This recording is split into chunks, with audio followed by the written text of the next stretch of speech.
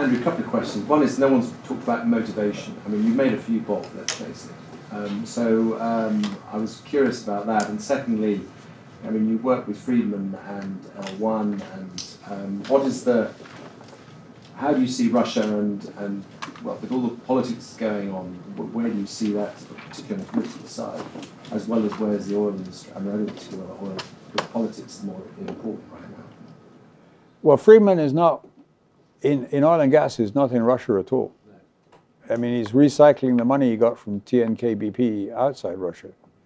And, you know, it's a bit like the Carnegies or the Rockefellers or the Mellons in the 19th century in the US.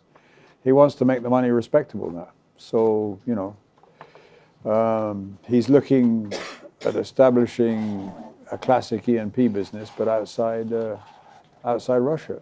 And, you know, it's been very difficult so far, but eventually he's going to get there. And motivation in the oil, the thing that worries me most about motivation in the oil industry is that the Western oil companies give up.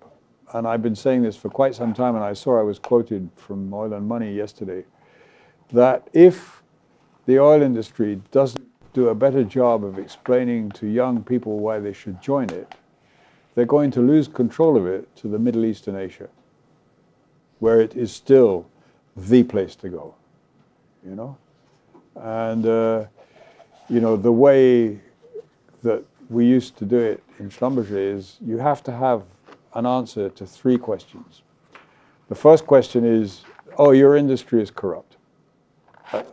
That comes before anything. So you have to explain that you're prepared to conduct your business in a way that's not corrupt. The second question is, well, this industry is going to disappear, so why would I join an industry that's going to disappear?